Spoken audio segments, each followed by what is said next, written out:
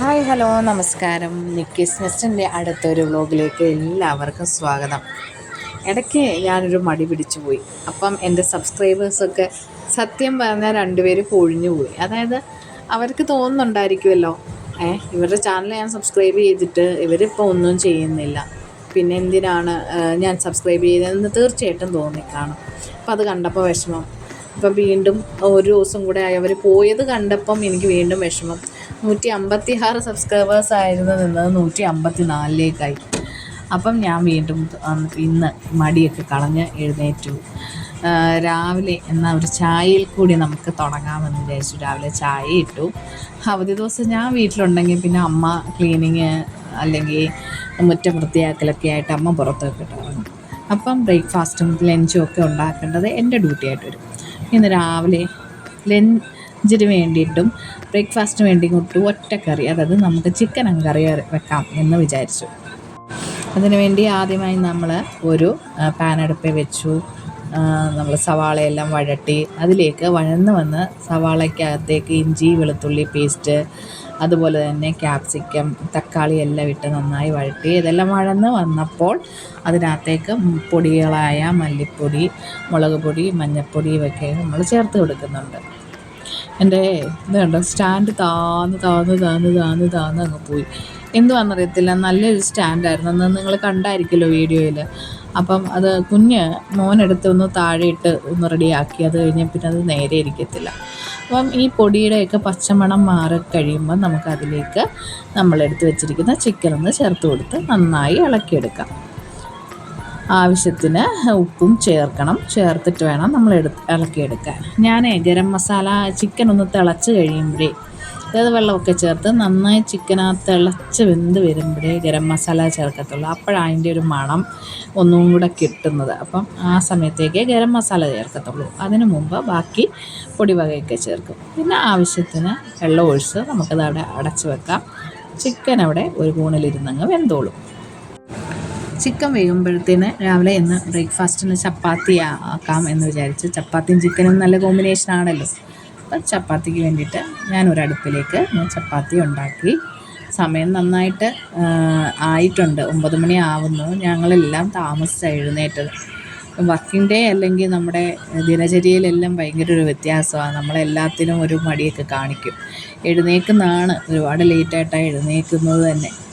അപ്പം ചപ്പാത്തിയൊക്കെ ഉണ്ടാക്കി കഴിക്കാമെന്ന് വിചാരിക്കുന്നു. അതിൻ്റെ കൂട്ടത്തിൽ ഒന്ന് പറഞ്ഞോട്ടെ, ഇവിടെയൊക്കെ ഭയങ്കര ഇലക്ഷൻ്റെ ചൂടും ചർച്ചയും ഒക്കെ നടന്നുകൊണ്ടിരിക്കുക. നിങ്ങളുടെ ഇവിടെയൊക്കെ എങ്ങനെയുണ്ട്? ചിക്കൻ കറി റെഡി ആയിട്ടുണ്ട്, ചപ്പാത്തി റെഡിയായി. അപ്പം ഞാനും മക്കളും കൂടി കഴിക്കുകയാണ്. കുഞ്ഞിന് നമ്മൾ എടുത്തു കൊടുക്കണം.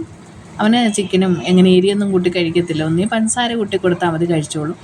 പക്ഷേ ശംഖു സാറിന് അങ്ങനെയല്ല. ശംഖു സാറിന് എപ്പോഴും നമ്മൾ എന്തെങ്കിലും കറി കൂട്ടി വേണം ഫുഡ് കൊടുക്കാൻ. ഒന്നീ മീൻ വേണം, അല്ലെ ചിക്കൻ വേണം, അല്ലെ അവന് ഇഷ്ടപ്പെടുന്ന എന്തെങ്കിലും ഗ്രേവി കൂട്ടിയേ ചപ്പാത്തിയൊക്കെ കഴിക്കത്തുള്ളൂ. കള്ളത്തരം ഒന്നും അവൻ്റെ അടുത്ത് നമുക്ക് നടക്കത്തില്ല.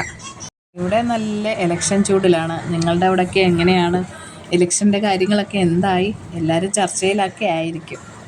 ഇനി ഉച്ചക്കത്തേനുള്ള കാര്യങ്ങൾ അങ്ങ് നോക്കിയേക്കാം രാവിലെ തന്നെ. പിന്നെ പല തിരക്കുകളിലേക്ക് അങ്ങ് പോകും. അപ്പം പെട്ടെന്ന് അങ്ങ് ചെയ്യാമെന്ന് വിചാരിച്ചു.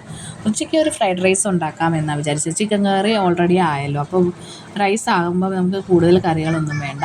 അപ്പം എൻ്റേതായിട്ടുള്ളൊരു സ്റ്റൈലിൽ ഞാൻ ഫ്രൈഡ് റൈസ് വെക്കുന്നതാണ് നിങ്ങൾക്ക് കൂടെ ഷെയർ ചെയ്യാം.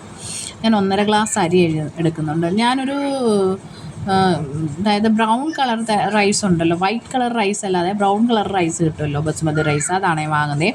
അതാവുമ്പോൾ പെട്ടെന്ന് വെന്ത് പോകത്തില്ല.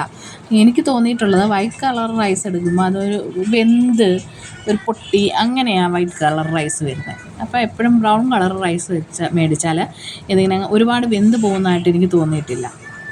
റൈസ് എപ്പോഴും ഞാൻ സ്റ്റോക്ക് ചെയ്ത് വെക്കും. നമ്മൾ ഒരു ദിവസം ഇപ്പം എഴുന്നേൽക്കാൻ താമസിച്ച് പോയാലും അങ്ങനെ എന്തെങ്കിലും ആണെങ്കിലും, ഇപ്പം ശംഖുവിനാണെങ്കിലും നമുക്ക് പെട്ടെന്ന് കൊടുത്ത് വിടാനായിട്ട് ഒരു റൈസ് ഉണ്ടെങ്കിൽ എന്തെങ്കിലും ആക്കി ഏതെങ്കിലും രീതിയിൽ റൈസ് റെഡിയാക്കിയാലും അദ്ദേഹം ലഞ്ച് കൊണ്ടുപോയിക്കോളും.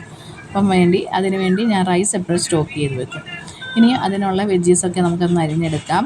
ക്യാരറ്റ് എടുക്കുന്നുണ്ട്, ബീൻസ് ഉണ്ട്. ബീൻസും ക്യാരറ്റും ഒക്കെ ഞാൻ നീളത്തിൽ അരിഞ്ഞെടുക്കുന്നത്. പിന്നെ അതുപോലെ കുറച്ച് ക്യാപ്സിക്കം ഉണ്ടായിരുന്നു, അതും ഒന്ന് നീളത്തിൽ തന്നെ അരിഞ്ഞെടുക്കുന്നത്. ഓറഞ്ച് കളറും പച്ച കളറും ഒക്കെ ആയിട്ട് കിടക്കുമ്പോഴാണല്ലോ റൈസിനൊരു ഭംഗി ഉണ്ടാവുന്നത്.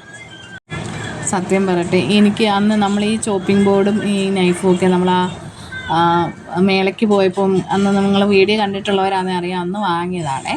അപ്പം ഇതെനിക്ക് വളരെ ഒരു ഉപകാരപ്രദമായിട്ടുള്ള ആ നൈഫൊക്കെ നല്ല മൂർച്ചയുണ്ട്. അപ്പം വെജീസൊക്കെ അരിഞ്ഞ് മാറ്റിയതിന് ശേഷം ഇത് എടുക്കുന്നത് ഞാൻ തേങ്ങാപ്പാലാണേ. തേങ്ങാപ്പാൽ ഞാൻ പൊടി വാങ്ങിച്ചിട്ട് ചൂടുവെള്ളം ചേർത്ത് അങ്ങനെയാണ് എടുക്കുന്നത്. കുറച്ച് തേങ്ങാപ്പാൽ എടുത്ത് വെക്കുന്നുണ്ടേ. അപ്പോൾ ഞാൻ കാണിച്ചു തരാം. അപ്പം അങ്ങനെ നമ്മൾ കുക്കർ ഗ്യാസിൽ വെച്ച് ആദ്യം ഞാൻ കുറച്ച് നെയ്യ് ചേർത്ത് കൊടുക്കുന്നുണ്ട്. നെയ്യ് ചേർത്ത് മൊത്തം അങ്ങ് നെയ്യിൽ നമുക്ക് വഴറ്റിയെടുക്കാൻ പറ്റത്തില്ലല്ലോ. കുറച്ച് നെയ്യ്, അതിലേക്ക് സൺഫ്ലവർ ഓയിൽ, അതൊന്ന് ചൂടായി വരുമ്പോഴത്തേന് ഞാൻ അതിനകത്തിട്ട് മുന്തിരിങ്ങയാണ്, ഉണക്ക മുന്തിരിങ്ങ ഇട്ട് കൊടുക്കുന്നു. പിന്നെ ആ വെജീസ് എല്ലാം ഇട്ട് കൊടുത്ത് അതിന് ആവശ്യത്തിന്, ആ വെജീസിൻ്റെ ആവശ്യത്തിന് മാത്രം കുറച്ച് ഉപ്പും ചേർത്തിട്ട് നന്നായി വഴറ്റിയെടുക്കുകയാണ്. അപ്പോൾ അത് വഴന്ന് വന്നിട്ട് വേണം നമുക്ക് പിന്നീട് റൈസും ഒക്കെ ചേർക്കാനായിട്ട്.